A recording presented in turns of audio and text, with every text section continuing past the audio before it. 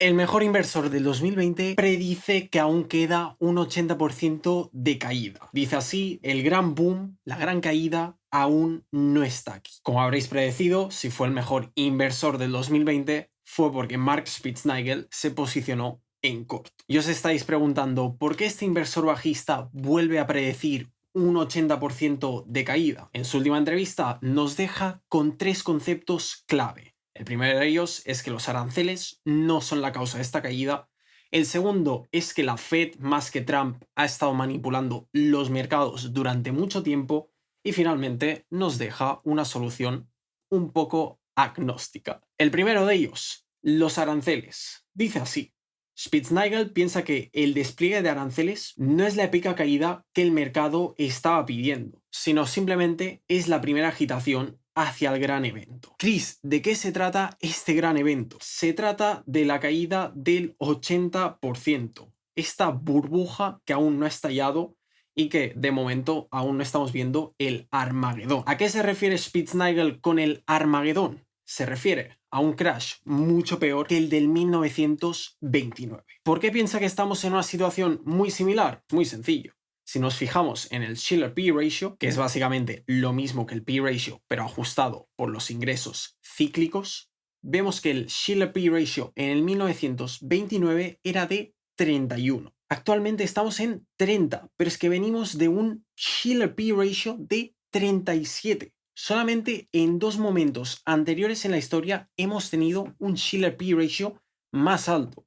Y se trata del 2021, cuando en mi opinión ha empezado este mercado bajista del que no logramos escapar, y en el 2000, donde obviamente los precios de las acciones ya no están siguiendo los fundamentos de las empresas enfocadas en el Internet. ¿Qué ha pasado en estos mercados? En el 1929 el SP500 cayó de 584 puntos, obviamente ajustados por la inflación, hasta 133, una caída del 77%, casi el 80%, que Spitznagel nos está diciendo que va a pasar, y en otros 2 momentos de la historia hemos vuelto a tener mercados bajistas de 70-60% durante un periodo de tiempo muy largo, cosa de 20 años. Pues bien, si el problema no son los aranceles de Trump, ¿cuál es el problema que ve Spitznagel? Se trata de la deuda estadounidense. Actualmente Estados Unidos tiene un déficit del 27%. No solamente Estados Unidos está gastando un 27% más de lo que se permite, sino que además un 14% del gasto va destinado a pagar la deuda que han utilizado para poder seguir gastando. Actualmente la deuda es un 100% del GDP, pero es que para el 2035 se espera que la deuda sea un 130% del GDP. Es decir, Estados Unidos va a estar endeudándose mucho más de lo que está produciendo como país. Y es que esto es muy importante de entender. La situación actual, la manipulación del mercado que está pasando, no es culpa de Trump. No, no, no, no, no. Es culpa de la Fed. Es culpa de un periodo de tiempo en el que la Fed, durante más de 20 años, ha mantenido los tipos de interés cerca del 0%. Aumentaron un poco con Trump en el 2017-2016, pero el COVID se encargó rápidamente de reducirlo. Y actualmente, ¿qué se espera? Que la Fed vaya reduciendo esta deuda. ¿Qué ha provocado esto? Alta inflación, inflación de la que actualmente no nos podremos librar. Con lo cual, ¿qué pretende Trump con los aranceles? Pretende aumentar la inflación para que la Fed se vea obligada a disminuir el tipo de interés. Pero ¿cuál es el problema? Que no lo pueden hacer. En el 2008 ya solucionaron la crisis aumentando la deuda. En cosa de menos de 20 años, la deuda se ha multiplicado por 4. De 10 trillones ha pasado a 40 trillones. Y Estados Unidos espera mantener el déficit en un 7%. Actualmente está en un 27% y pronostican que va a bajar a un 7%, lo que es prácticamente imposible.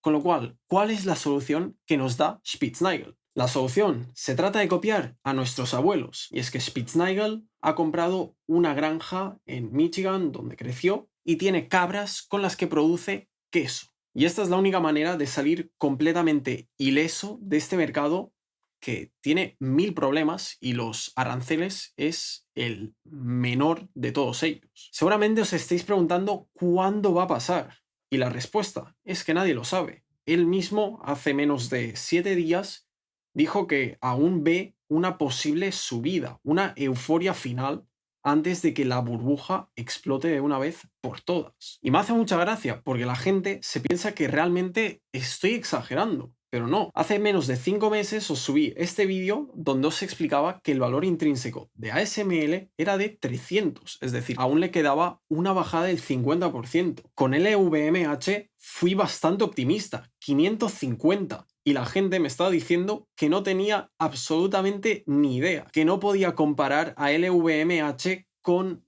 Inditex. No obstante, hicimos el vídeo aquí en octubre y ya está en 500 euros, incluso por debajo de las proyecciones que hicimos. Ya sabéis, mis proyecciones eran más pesimistas de 400. Y yo creo que queda muchísima bajada por delante. Con el SP500 hicimos más de lo mismo. Una bajada a niveles normales comportaría un menos 50%. Pero es que para llegar al 5% de dividend yield, que ha sido la rentabilidad del dividendo histórica, estamos aún a un menos 70% de que eso pase. Sí, es verdad, estos días hemos visto un menos 16%, pero para los 3000 puntos, los 1440 puntos, aún estamos muy lejos. Con Apple hicimos más de lo mismo. Hace 8 meses os dije que en $223 estaba altamente sobrevalorada, que el valor intrínseco para mí era de 117. Sí, es verdad, desde que hice ese vídeo subió un 19%, casi un 20%. Y mucha gente está viendo que ha bajado un 30% y que parece atractiva, pero realmente aún está muy lejos de su valor intrínseco y más aún está muy lejos de comprarla con un margen de seguridad. El valor intrínseco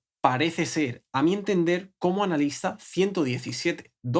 No obstante, si la queremos comprar con algo de seguridad, mínimo tendríamos que comprarla en 100. Cosa que deja a Apple aún $80 lejos de un precio aceptable para comprar.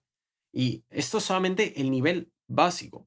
No estamos ni siquiera teniendo en cuenta una posible caída de los ingresos de Apple, de todos los aranceles de China. Si ahora en vez de producir un Apple por 500 euros lo tienen que producir por 1000, de la misma forma van a tenerlo que vender el doble de caro. Eso va a tirar a muchos consumidores para atrás. Y ni siquiera estamos hablando de consumidores en periodo de recesión, porque en ese entonces ya ni siquiera miramos electrodomésticos y otras cosas. Nos fijamos en comida. Si queréis ver las empresas de calidad que yo estoy siguiendo y el precio objetivo al que las quiero empezar a comprar, os dejo este vídeo por aquí arriba. Y si queréis aprender más sobre esta recesión, sobre por qué el SP500 está tan sobrevalorado, os dejo este otro.